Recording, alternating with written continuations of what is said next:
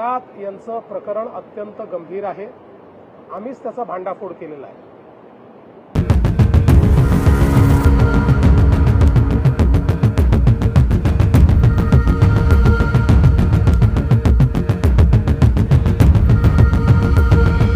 स्वयंघोषित आध्यात्मिक गुरु कॅप्टन अशोक खरात यांच्या अश्लील कृत्यांचा झालेला पर्दाफाश हा केवळ योगायोग नसून तो एकट्या मोठ्या विश्वासघाताचा आणि आर्थिक संघर्षाचा परिपारक आहे. भक्तांच्या नावाखाली राजकीय नेते आणि बड्या अधिकाऱ्यांचे जाळे विणणाऱ्या खरातचे साम्राज्य त्याच्या जवळच्या व्यक्तींनी रचलेल्या चक्रव्यूहात अडकला आहे. आध्यात्मिक मुखवटा आणि जमिनींचा काळा बाजार. खरात हा केवळ भोंदूगिरीच करत नव्हता, तर त्यामागे रिअल इस्टेटचा मोठा डाव होता. गुंतवणुकीच्या नावाखाली तो बड्या लोकांना जमिनींच्या व्यवहारात अडकवत असे.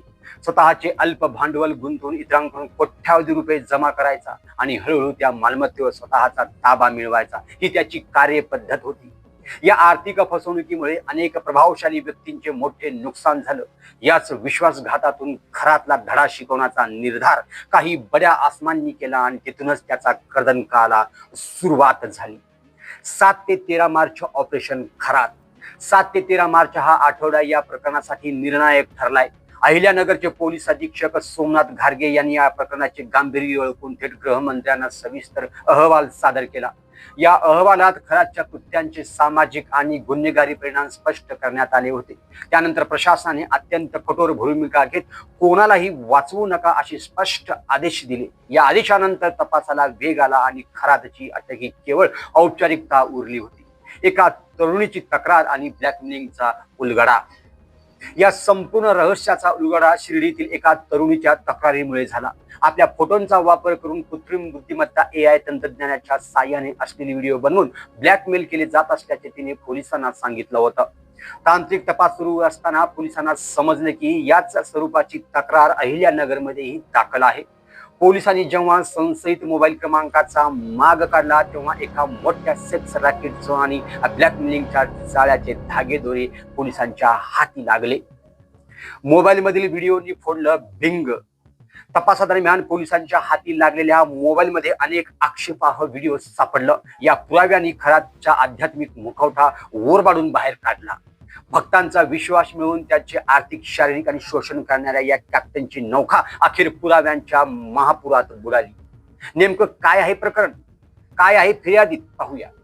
नोव्हेंबर 2022 ते डिसेंबर 2025 या कालावधीत शहरातील कॅनडा येथील एका इमारतीमध्ये खरात याच्या कार्यालयात आपल्यावर अत्याचार झाल्याचे पीडित महिलेने फिर्यादीत म्हटलं आहे.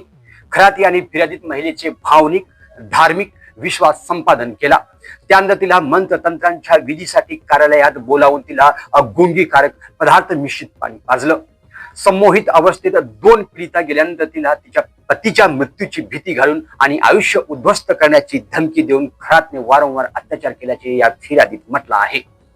कोण आहे कॅप्टन अशोक खरात, पाहूया. अशोक खरात हा मर्चंट नेव्हीमध्ये सेवेत होता.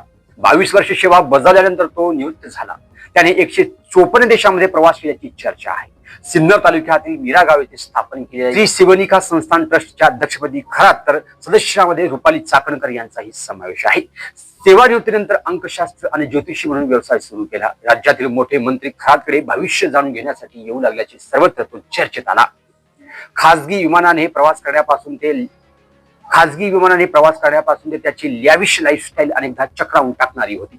खरात सध्या पोलीस कस्टडीमध्ये आहे. त्याची आणखी व्हिडिओ समोर येण्याची दाट शक्यता असून बड्या राजकीय नेत्यांची नावेही समजण्याची यामध्ये शक्यता आहे. त्यामुळे हे प्रकरण आता सध्या महाराष्ट्रात आज चर्चेचा विषय बनला आहे. तर मित्रांनो, या प्रकरणावर आपल्याला काय वाटतं ते आम्हाला कमेंट बॉक्समध्ये कमेंट करून नक्की कळवा. चॅनलवर नवीन असाल तर चॅनलला सबस्क्राईब करा, लाईक करा आणि शेअर करा. पाहत राहा सोलापुरी कट्टा.